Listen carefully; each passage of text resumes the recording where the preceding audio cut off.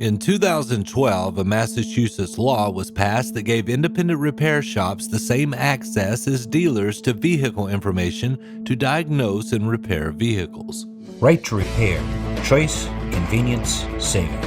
Right to repair will level the playing field between the big car manufacturers' dealerships and independent repair shops. Finally, neighborhood garages will have all the information they need to tell you what the annoying check engine light means. Right to repair will provide true consumer choice and will save you money. In 2014, an agreement was reached to make the Massachusetts law a national standard. The Alliance of Automobile Manufacturers, the Association of Global Automakers, the Automotive Aftermarket Industry Association, and the Coalition for Automotive Repair Equality recently announced a national agreement based on the Massachusetts Right to Repair law. In 2020, a ballot measure expanded the Massachusetts law and required makers of vehicles sold in the state to equip vehicles that use telematics systems with a standardized open access data platform starting in 2022. Oh, here it is, question 1 on the statewide ballot. It's been heavily contested. It has the companies that make automobiles fighting against the companies that repair them. You'll also hear it referred to sometimes as right to repair, but technically this ballot would amend an earlier right to repair law. On the federal level in 2022, Representative Bobby Rush, Illinois, submitted a bill known as the Right to Equitable and Professional Auto Industry Repair Act, or simply the Repair Act. In 2023, the Repair Act was reintroduced by Representative Neil Dunn of Florida. If you buy a vehicle, it's your vehicle, and you can fix it, and you can dress it up, you can do what you want with it. And what we find is that when we want to get simple repairs done in our car, we are literally tied to the original manufacturer in order to get simple repairs done. Also in 2023, Representative Darrell Issa of California reintroduced the SMART Act, which reduces the time automakers can enforce design patents on collision repair parts to 2.5 years from 14 years. I have introduced a bill under discussion, the SMART Act, H.R. 1707, which would help solve the problems of limited access to parts, and my colleague, Dr. Dunn of Florida, has introduced the Repair Act, H.R. 906, which would help solve and issue limited access to basic repair and maintenance and data in your vehicle. But in May of 2023, the NHTSA warned manufacturers not to comply with the Massachusetts law, stating concerns of the data getting into the wrong hands. The National Highway Traffic Safety Administration is telling automakers to ignore Massachusetts' new right to repair law. The state law is meant to give independent mechanics access to diagnostic data in new cars, but the feds claim that sharing that data would make it easier for criminals to steal it or take control of cars remotely. And just 2 months later, in July, the NHTSA reversed course. So the state of Massachusetts passed a law that said you have a right to repair. If you own it, you have a right to repair it. And a lot of people were really, really salty about this. And the federal government even was really, really salty about this and said you should ignore the law. They sent a letter saying it was in conflict with federal law. Well, apparently they've reached some sort of understanding now, and the law in Massachusetts is at least allowed to go partially into effect. And as of right now, both the Repair Act and the SMART Act are stuck in committee, with a huge push to get these through before the elections in November. So what does all this mean?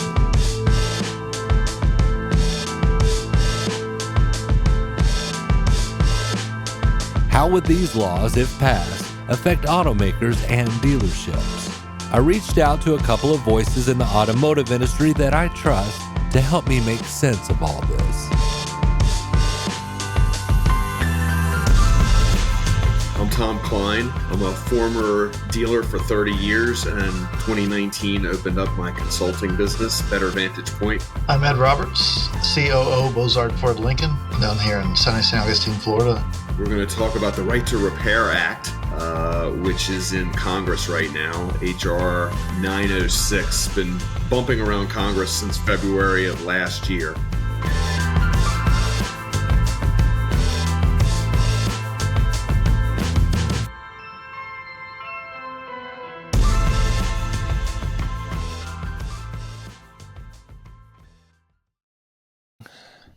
Guys, welcome to the Multi-Point Inspection Podcast. Thank you, Brandon. Glad to be here. Absolutely. Good. If you guys just want to introduce yourself and then Tom, if you want to kick it off about what we're going to talk about today, that'd be cool. Sure. We're going to talk about the Right to Repair Act, which is in Congress right now. HR 906, been bumping around Congress since February of last year. I'm Tom Kline. I'm a former dealer for 30 years, and 2019 opened up my consulting business, Better Vantage Point. And I like to say that running a dealership is like trying to tuck an octopus into bed, and the tentacles keep flopping all over the place. Thus, the octopi behind me, and I help try to tuck those tentacles in and prevent problems before they happen. And I'm happy to be here, Brandon. Awesome. I'm Ed Roberts, COO Bozard Ford Lincoln, down here in sunny St. Augustine, Florida. And to explain what Tom just told you better is Tom tries to be the fire preventer rather than the firefighter, and that helps us all out. Right. Awesome. Well, what is the Repair Act? And first of all, somebody gets paid to come up with these acronyms, and they're really clever. I wish I had that gig. I wonder what it pays. But what is the Repair Act, and why should dealerships care? Whoever wants to take that one. I'll let you take that first, Tom. Yeah, so it's interesting because I did some research before coming on today because I wanted to make sure that I had command of what there could be command of. And it seems like the Right to Repair Act is a little bit of an overreaching attempt by Congress to, they would say, level the playing field. I would say put dealers and manufacturers at disadvantage by a couple things. Number one, the way I read it, and I did make a copy of it, and I actually got through it. It was 23 pages. It's not well written. It doesn't make a lot of sense in some areas. I wrote on here, what does this mean on several different things because I had never read it before. But it kind of does two things to me. Number one, as proposed, it requires the manufacturers to give the specifications of their parts and all of the things that they manufacture to third parties so that they can manufacture them. That doesn't make much sense. The second thing is it requires also bilateral disclosure of all, and there's an emphasis under all vehicle information that's captured in the telematics, and that's problematic for a lot of reasons, which I'm sure we'll get into here in a little bit. So, Ed, did I miss anything on that? You're there. Ultimately, what it's saying is anybody should be able to work on your vehicle right from day one. And with those things, how does that tie into warranty? Warranty needs to go back to a franchise store, and if everybody has all the information, could they make that repair? Could they bill Ford Motor Company? There's a lot of layers that comes in behind all of that. And if you don't have to exclusively see us for warranty, then you don't need to exclusively see us for anything. And it's so much easier for some of that data to get corrupted if it's a reprogram or something like that. The more hands it goes through, the easier it is for it to get corrupted. And then going back to telematics, that's really our personal data. And they with every vehicle manufacturer, they have to either click a release on the screen or some form of releasing the information to a set destination, whether it be the manufacturers, the dealers, or whatever. And with that, are we going to expand it out to where everybody can see our information and our driving habits and all the elements that comes along with it? So I understand some of the elements of it, but some of it's just far reaching. Yeah. I'm all about consumer choice, but I was telling Tom earlier, if I'm an entrepreneur, if I'm an inventor, if I build a better mousetrap, And again, take pharmaceuticals for example. If there wasn't an expiration on patents for that, what will we be paying? So it does help us. So I can see both sides of it.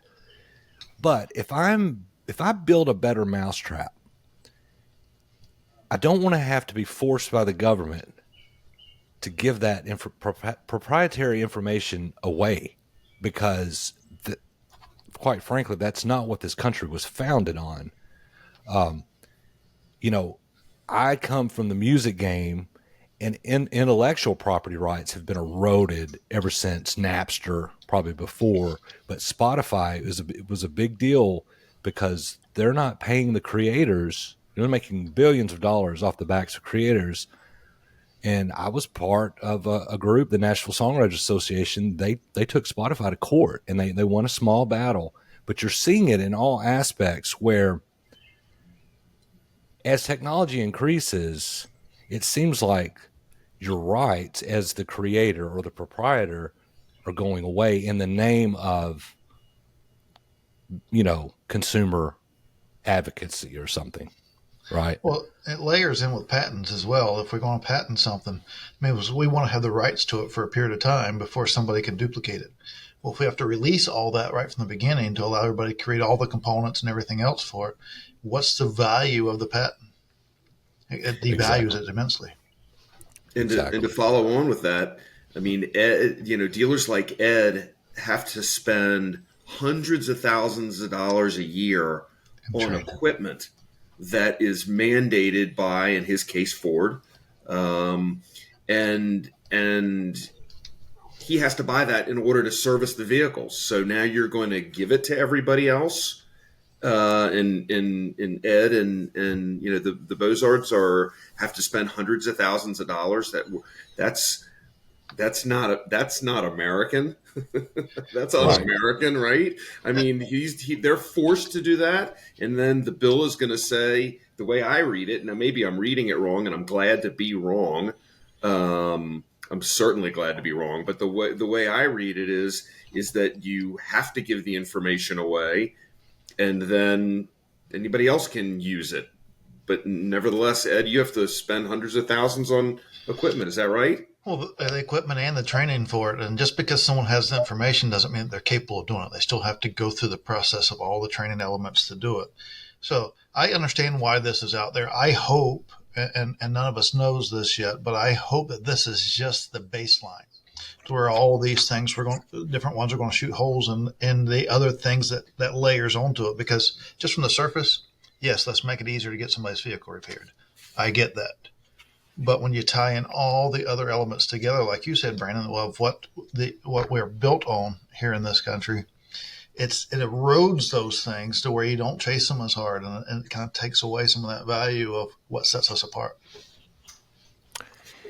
Yeah. Is this, you think this thing's going to pass? Because this has had,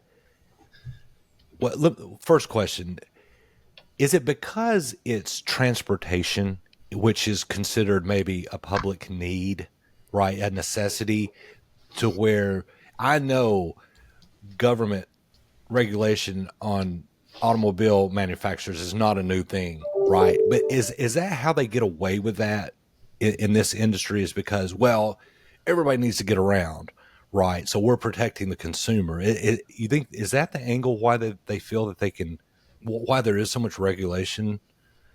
I'm going to let you take that first, Tom, and then I'm going to tie it in a different angle. Okay. So I think there's a lot of things going on. So number one, I would argue that the automotive industry is the most regulated industry, beyond healthcare, beyond banking. I've put together a list of all of the regulations that car dealers are required to follow, and that list is nearly 48 pages long. It's ridiculous. It's virtually impossible to comply with. So, and I don't know why that is. It's just been a genesis, I think, of add this and add one and add one. I mean, you look at the proposed cars regulation, and the FTC is trying to impose new advertising regulations and all kinds of other things. We could certainly do a whole nother podcast about cars, but I bring that up because automobiles are the second most expensive purchase that most people make. It is unless you live in a city that has great public transportation, it is pretty much a requirement in order to get to a job, unless you can walk or, like I said, unless there's public transportation. And let's also face the facts that there are a lot of dealers who don't want to do it right and don't do it right. And I think the statistic last year is the Federal Trade Commission received like 100, and if I recall correctly, 150 or 160,000 complaints about automobile purchases. And that's just too many.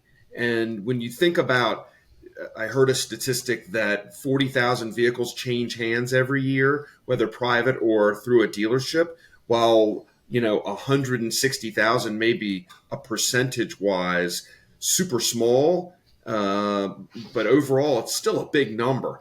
And so I think as an industry, some of the bad actors have created these issues, and when we don't police ourselves and do the right thing, I think the regulators step in. And you've got the attorney generals of the states who weigh in.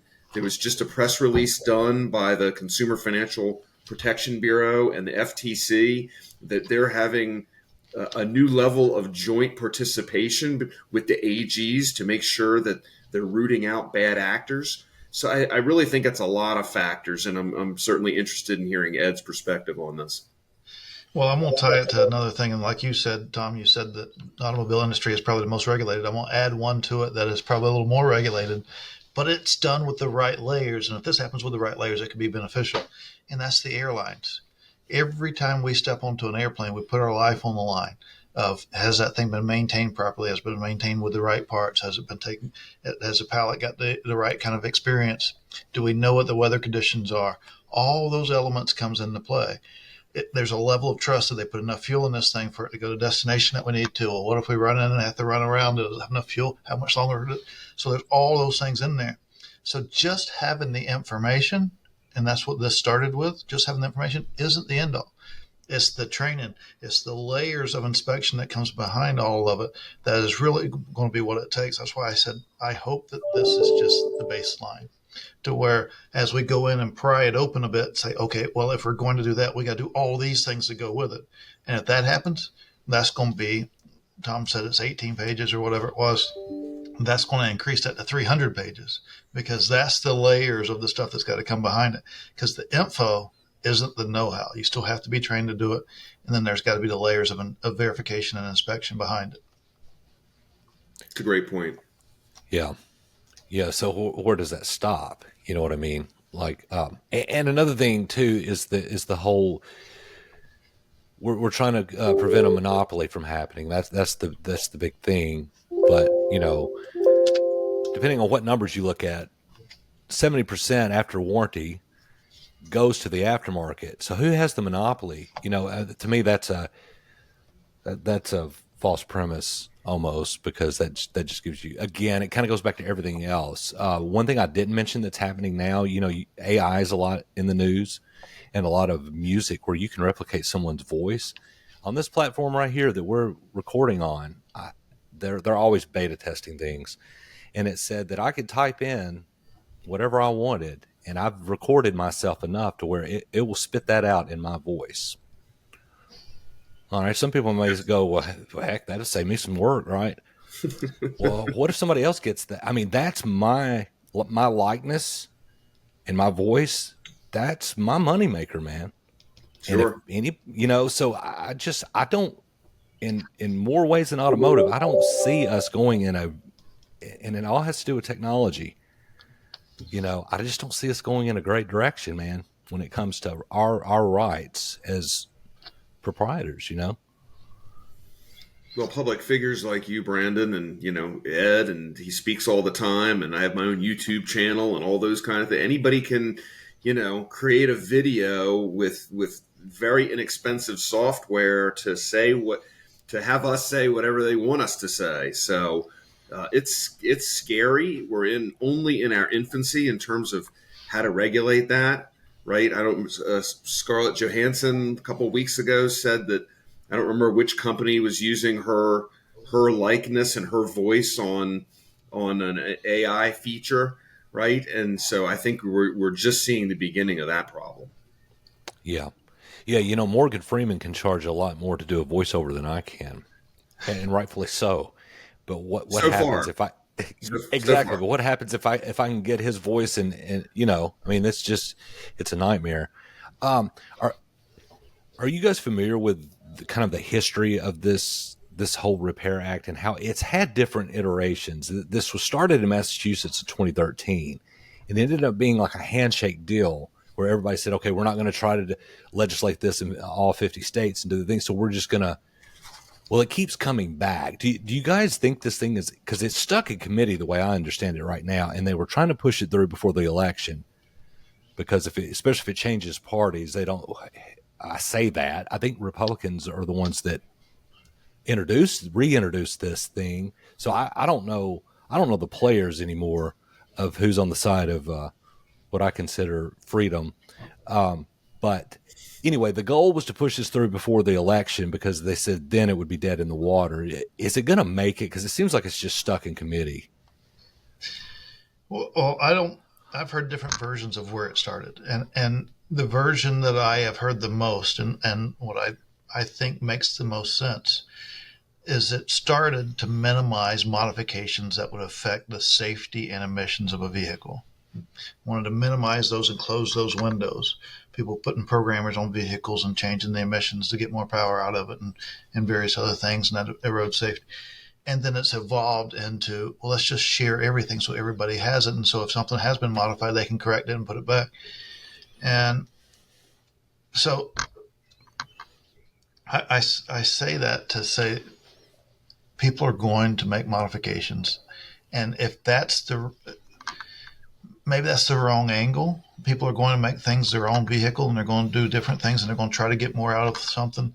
And if we're going to lock those windows, then are we really, is the Right to Repair Act really helping to where everybody's got the right information? Or is it to put controls on us to say, you got to operate the vehicle as it was designed and not change anything on it? So it's went all across the board. Here's where it's at today. And no, I don't think it'll get through before the elections, whether it changes parties or whatever it may be. I think it has. I think we have some time before it gets close to where, and maybe not even get to the next regime either, that before it gets set out there. Because as you guys have seen with various different things keep getting extended, and they keep getting extended, and they keep getting extended. Well, it can't have too many more extensions before we go into this, and then it's not going to be the next regime, whoever it is, highest priority. So to get extended a few more times, and so we'll see where it lands. But I understand the foundation where it came from. Where it's at today is a bit concerning. And I think just to add on to that, Brandon, I think it's also particularly confusing as 6 states have passed. You mentioned Massachusetts. I think California, New York. There are a few others. I don't remember them all. But 6 states have passed their own right to repair legislation.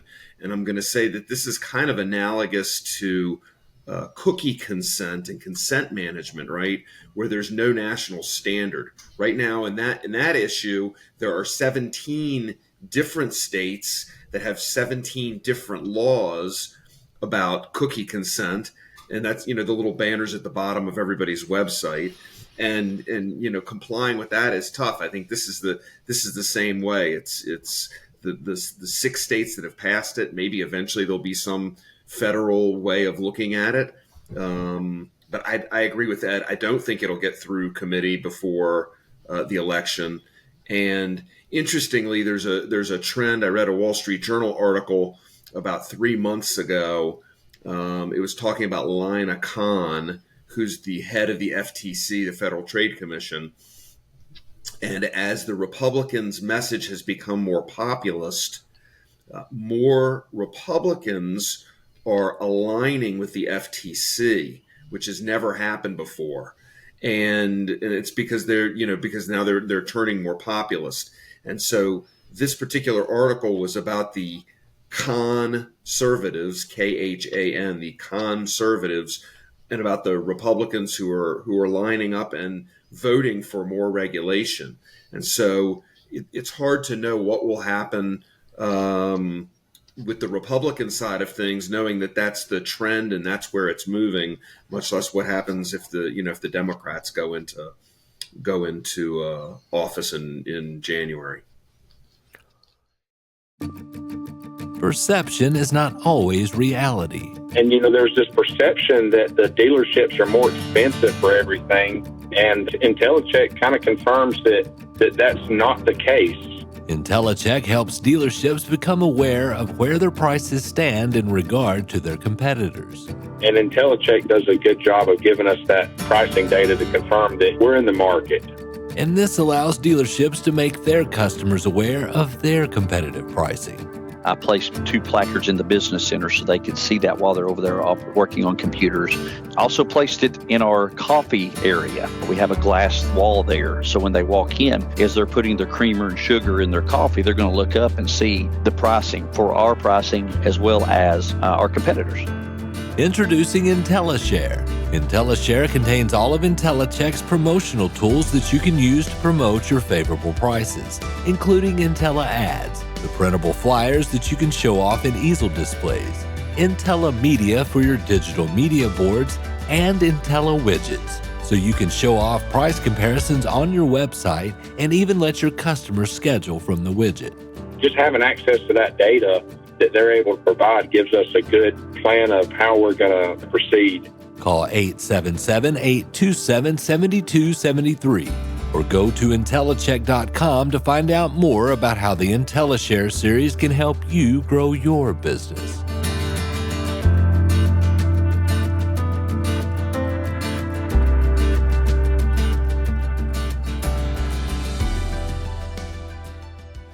Yeah, I mean, I don't think, because this thing started in Massachusetts in 2013. Okay, so what, we're 11 years into, and they're going to keep going till something happens, I'm sure, right? They'll put a new name to it and call it something else, because it didn't start out as the Repair Act, and that's the way it rolls. Another one that you guys it's similar, and it's right in line. And to me, this one, I had 13 years in this industry, which is going to be ironic because depending on what seems like what you're doing for a living at the time, you fall on different sides of things. But now that I'm away from it, I think I can be more objective. And that's the SMART Act, which was originally called the Parts Act. And going to what, Ed, you were talking about, that had to do with body panels. I worked for Keystone Automotive for 13 years, and Ford Motor Company famously sued Keystone Automotive over F-150 parts because they didn't have the right to reproduce them in the aftermarket, and they did. And to my understanding, Ford, it was over, I don't know, it might have been in the teens of parts, and they won on like a handful, like 6. I was in that game. The SMART Act is to me, just as intrusive. Like I said, I can be more objective about it now because I'm not in the bid. That's how I made my money. I would have loved for the SMART Act to come through. But basically what it says is, I think there's Ed, you probably know better than I, 14, 15 year on the patent on the body panels or the headlights, whatever, the crash parts. They're trying to take that down to 2. So Ford has the right for 2 years to have the patent on their new design, and then after that, it's the Wild West.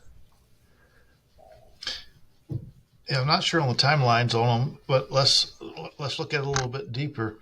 From an engineering standpoint, it isn't just that they put them on that component on that vehicle, because the price of the vehicle is very narrowed down. It's got to be competitive. It's got to be whatever. So a lot of the engineering costs are recouped in replacement parts. And so you got to have that window for engineering to continue to design and develop new pieces. If we take that away from them, then are we going to have cookie cutter vehicles out there because we don't have the resources to go out and modify and make those changes? Or does it drive the price of the vehicle up to where the vehicle's paying for the engineering of those pieces rather than the replacement pieces?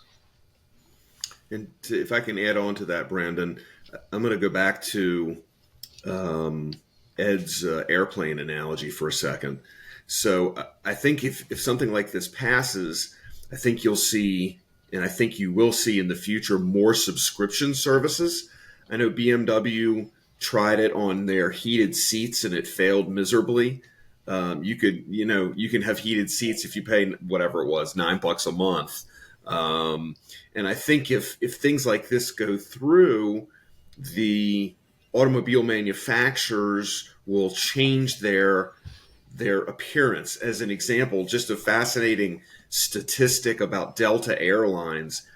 Delta makes literally 50% of its revenue from its credit card program and 50% from operating aircraft. So I think the car manufacturers, they're going to find some way to make money, but it may not be.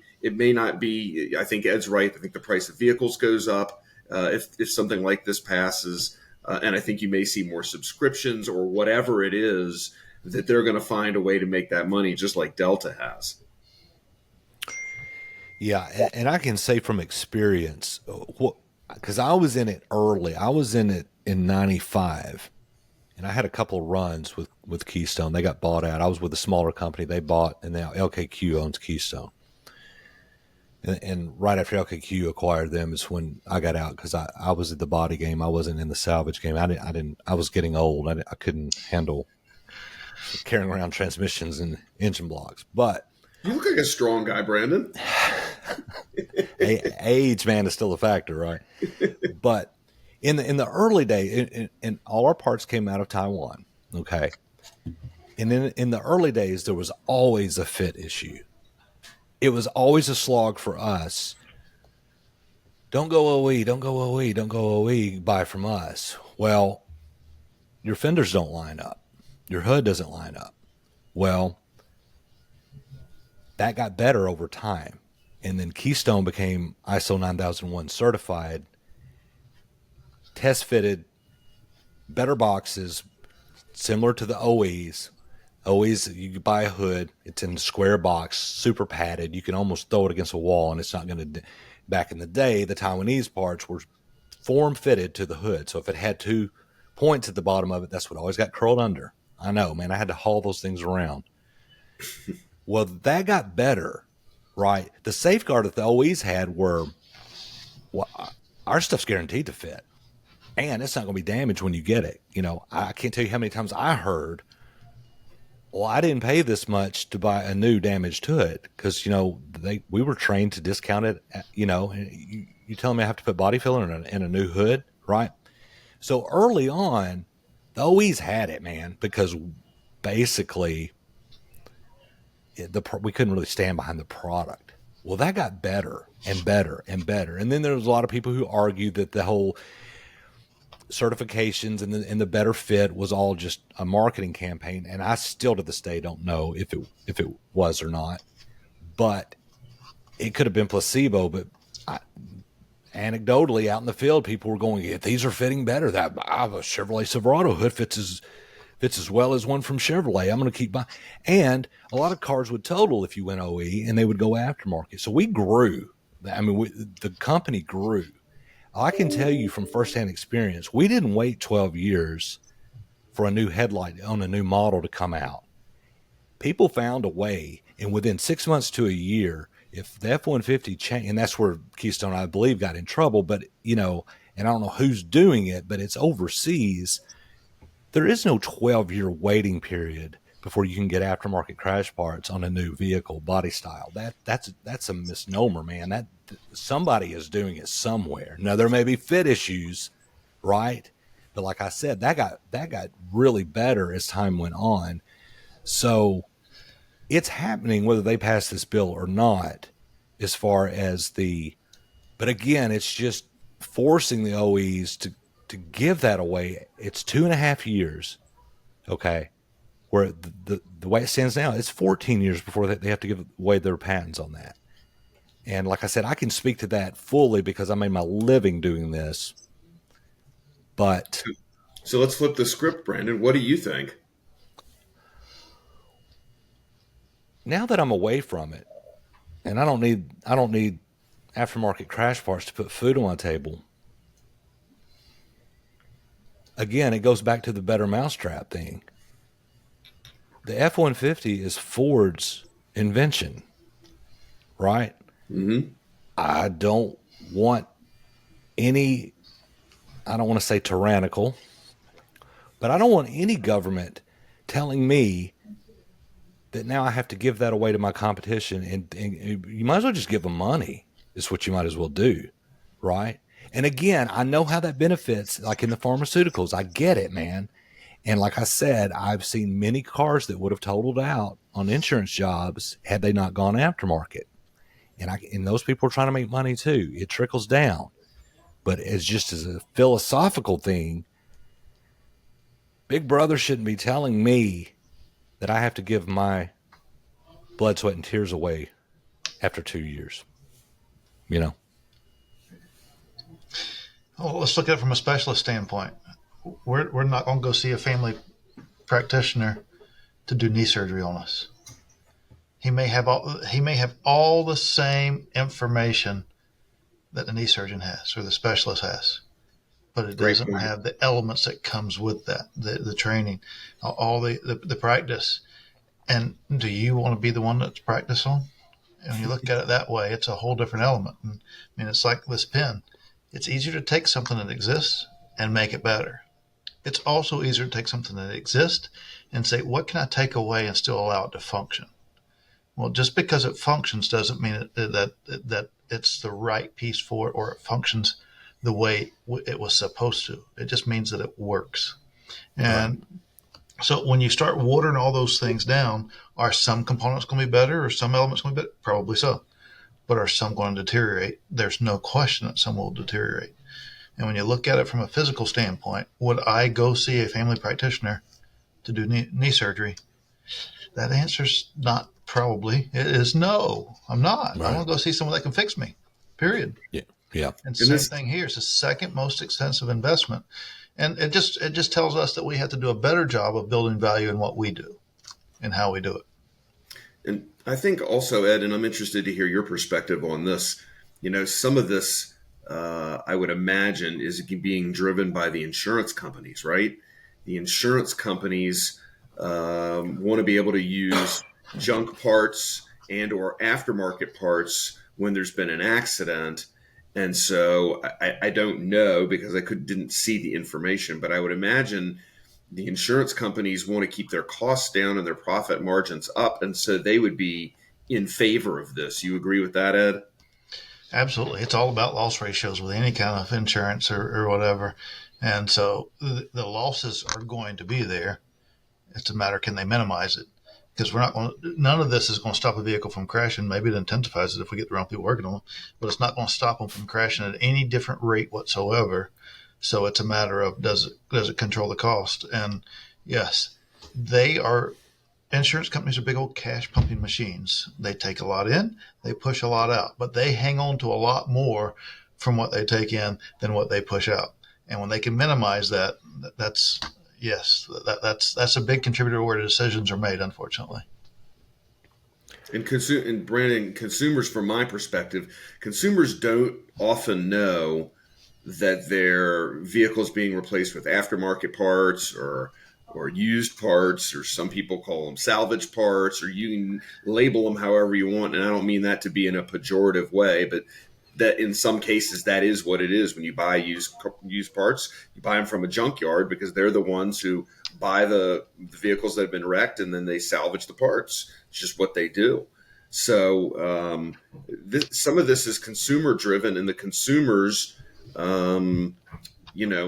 don't know that they're paying in their insurance policies. It says if you have an accident, we are going to replace it with, I don't remember, they have a very flowery word or phraseology for it, but you You're know, saying non OEM parts. Sorry, Ed. You're saying it. It's LKQ, like, kind, and quality. There you go. Yes. Like, kind, and quality. Yeah. And it's not necessarily, or it may be like, kind, and quality. Well, they tell you that the part that they're taking off is used, so we're putting something very similar back on it. That's where it all ties together. That's where that acronym came from. Now it's a big old giant company and all the other elements, but yes, it's the wording, just like you said. Yeah. Yeah, and like I said, I'd have been for this thing 12 years ago on the Smart Act. I'd have been wrong, but you know, because that was how I was feeding myself at the time. But you know, it's just, I don't know. It just seems like it doesn't stop, and I don't think this bill is going to stop until it gets passed. It may not be this election cycle. So, you know, worst case scenario, I'm sure, Ed, you have to think about worst case scenarios. Is there anything, you know, what should dealerships, or, you know, because the OEs, you know, they're fighting it, but if they lose, you know, where every dollar counts, what's your advice to dealerships if this were to go through, if both of these were, because they're being introduced at the same time. They're really companion bills, in my opinion, because it's the same concept. What should dealerships do? Well, I love competition, and competition does make some things better. We just can't water it down. And so our Bronco is competing with the Wrangler, and ultimately the Wrangler will become a better product. It was a good product, but it's going to become a better product because it's got some competition now. And when they make it better, ours will become better. And so even with the aftermarket parts back in your time when you was doing it, it made the manufacturers get more competitive. Did they get competitive? No, but they got more competitive than what they was. And same thing here. That's going to create some. It's going to intensify the level of competition, and that's where we really got to step up our game and make sure that we're doing our part. Because one thing's for sure, we can lobby, we can do whatever, but we can't control the outcome. And we have to design our business and run with our business based on what the outcome is. Now, we can inform ourselves so we're best prepared to be able to go out and do the right things if it does go into play. So we have to educate ourselves. At the end of the day, it's going to make us more competitive, but also it's going to allow us to preach that we offer the safest vehicle service on the planet because we're the most trained. We are trained because some of them won't be trained. So we just got to build on those elements that it does leave out there for us that really opens a window for everybody else to get in there and dance with. And just like you said, early on, those components wasn't the same. Well, same here. Early on, the outside elements of that gets brought into it aren't going to be the same, and that's what we got to build on. Is there anything else that we need to cover about this from a? Yeah, I don't know. Any closing thoughts? I feel like I've said too much because I've gotten really opinionated. And I've talked about my old employer here. That's what all this is our opinions coming together and hopefully creating a stronger voice. So there's nothing wrong with it, Brandon. Yeah. I hope you're not still under a non-disclosure agreement, Brandon. I better not after 11 years, surely. I should have read the fine print if so. Right. Yeah. I mean, I think the only thing I would really have to add at this point is, I think as time continues to move forward, it's going to be incumbent upon the dealerships to continue to educate the customers. And in this case, a customer who has an accident, right? It's going to fall on the service writers or the body shop advisors to continually preach and educate and inform the customers what they're getting and what the pressures are and how the insurance companies trying to make them use, like, kind, and quality, and doing that is tedious, right? I mean, getting a service advisor to continually say those same things over and over and over. But ultimately, the benefit to the dealer is, I think, that the customer becomes more bonded to the dealership because they feel like you're really trying to help, and you really say, if you want, like, kind, and quality, we can do that, and it'll be this much, but this is how much the insurance company is going to pay. And if you want to call and raise hell with them, maybe they'll pay a little more. And here's our experience with that. Or if you want OEM parts, it may cost this much more. And being transparent and giving them choices, I think, ultimately that grassroots approach will benefit the dealership and their customers. But man, it's heavy lifting. Yeah. Well, one thing I wanted to ask, kind of going back, this will probably be cut up in the audio version. Your NADAs and your people who are taking our side on this, as far as where we stand on this thing. Because, at one point they were talking about taking this, it would almost be like an open source type deal where you could take this, where it would go into this one box, right? So the information you get from the telematics and all the things. And so it wasn't NADA, but it was someone on that side saying,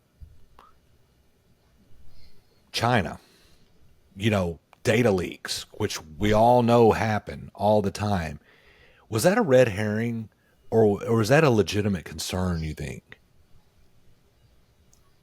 I'm not sure I understand the question, Brandon. Can you? Well, one of the things saying, in fact, Massachusetts actually. Let's see. Hang on a second. This is gonna be a little sloppy, but let me get it right. It's in my notes. It was just recently, and then they reversed it. The NHTSA tells automakers not to comply with Massachusetts law due to security issues / data breaches. This was in May of 2023. They've reversed that. And that was one of the talking points was, look, if you open source this stuff or you don't have a grip on it, the Chinese are going to get it. It sounds like a red herring, but at the same time, could it? Could it be problematic, right? I mean, if you open up all this information and don't close it off? I think everybody gets it. And who deserves to know how I drive? Right. That's my information. It's my car parked out front, right? It's my data. If I'm speeding, that's my business. How many accidents I've had or I haven't had or whatever that may be, that's my data. And so this is a very personal thing. I mean, I think my personal opinion is anything can be hacked at any time for any reason. End. Or as I like to say, MNOP, mandatory, not optional, period. I mean, that's just the way it is. And if you run your life knowing that you can get hacked at any moment, I think you will have a more pleasant life because your expectations will be more in line. I read articles about a hackathon or whatever where people were hacking into vehicles, that they were looking at.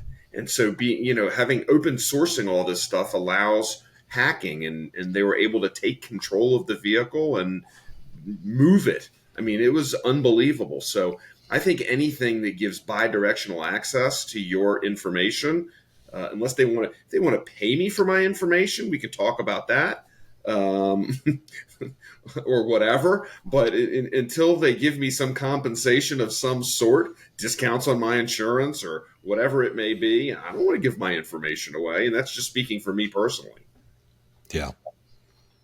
That's exactly right. And they're already doing that. That's why you got a little tracker thing that you can plug in and insurance company can chase that. But you're agreeing to give it to them. That's right. It's by choice. And that's the thing. That's part of being an American is you have choice and you have freedom.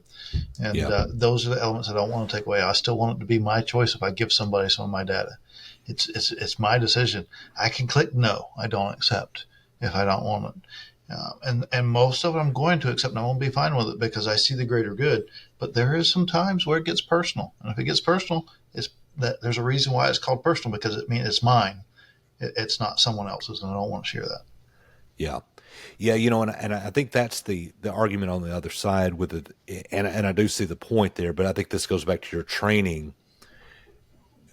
Just because you have the information, okay. So if it is my personal, my vehicle, so the argument is, well, then you should be able to. If you don't want to go to the dealership to have it done, you should have the right to do that.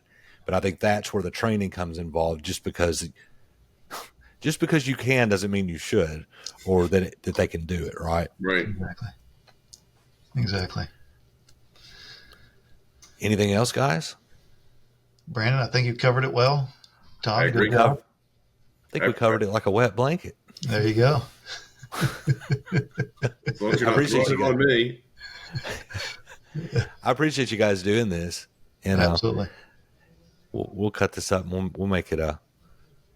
I hope people be interested in this because they need to be, because it just seems like it's one thing after another, right?